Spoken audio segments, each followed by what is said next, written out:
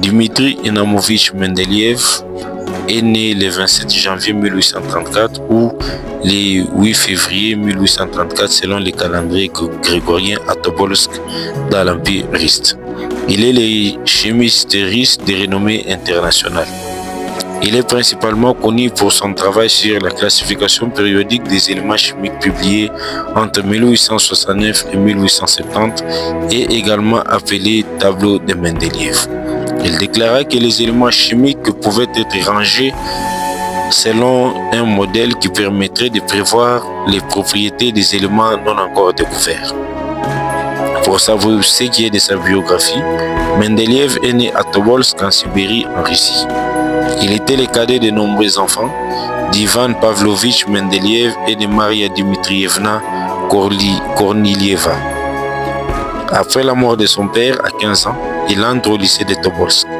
En 1849, subissant toujours la lourdeur de l'absence de son père, la famille devenue pauvre s'installe à Saint-Pétersbourg et Dmitri entre à l'université en 1850.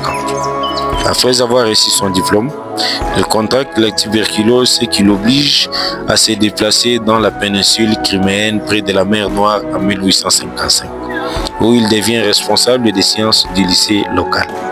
Il revient complètement guéri à Saint-Pétersbourg en 1856.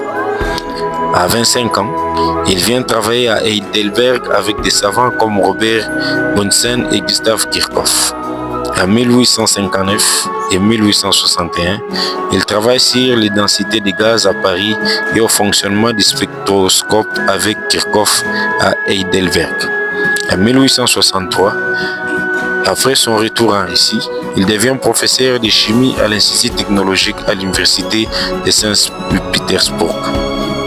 En 1864, il soutient sa thèse de doctorat intitulée « Considérations sur la combinaison de l'alcool et de l'eau ».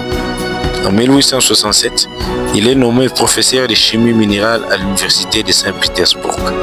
Dans sa vie conjugale, Dmitri Mendeleïev s'est marié à 2 reprises, dont la première fois avec Feoza Ditfiza Nikitcheita-Lecheva, dont ils ont eu 3 enfants, à savoir Maria, Vladimir et Olga.